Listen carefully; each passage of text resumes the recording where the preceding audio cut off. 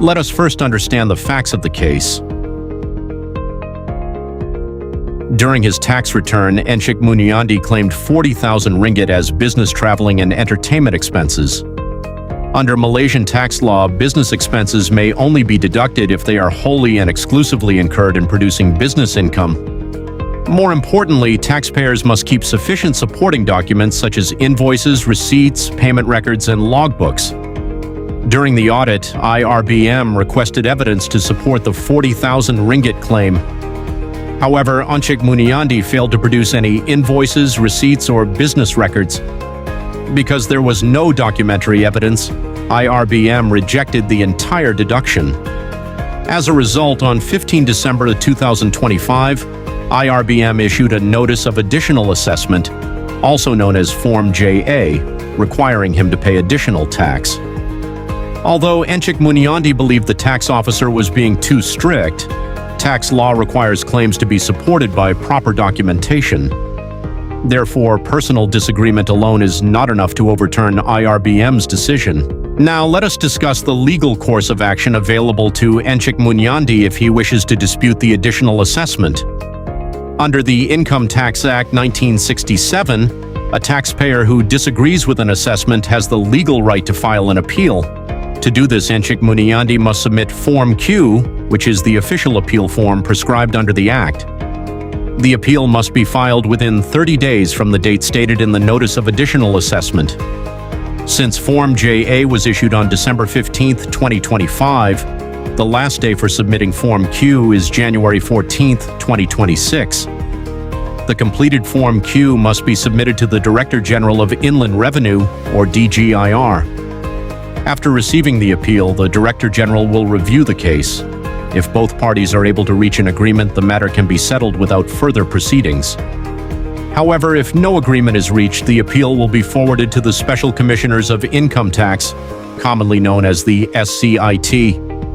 The SCIT acts as an independent tribunal that hears tax disputes and makes decisions based on the evidence and the relevant provisions of the Income Tax Act.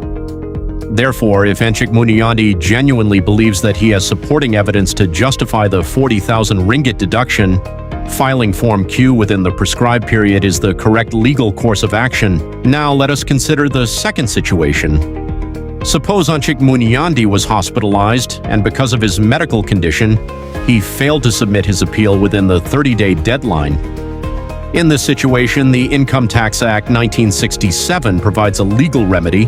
Under Section 100 of the Income Tax Act 1967, a taxpayer may apply for an extension of time to file an appeal. To do this, Enchik Muniandi must submit Form N, together with a written explanation and supporting documents, such as a medical certificate proving that he was hospitalized. If the Director General or the relevant authority is satisfied that there was a reasonable excuse for the delay, the application may be approved, allowing the appeal to proceed even after the original deadline has passed. This provision ensures that taxpayers are treated fairly when exceptional circumstances prevent them from complying with the statutory time limit. The final issue in this case is much more serious. During the audit, IRBM discovered that Enchik Muniandi had intentionally hidden 30,000 ringgit of consultancy income received in an offshore bank account. He believed that because the money was deposited outside Malaysia, IRBM would never discover it. However, this belief is incorrect. Taxpayers are legally required to declare all taxable income in accordance with Malaysian tax laws. Intentionally concealing income to reduce tax liability is considered tax evasion, which is a criminal offense.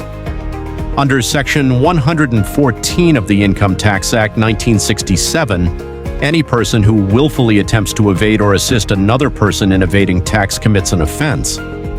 As a result, Enchik Muniandi may face several legal consequences. First, IRBM will issue an additional assessment to recover the unpaid tax.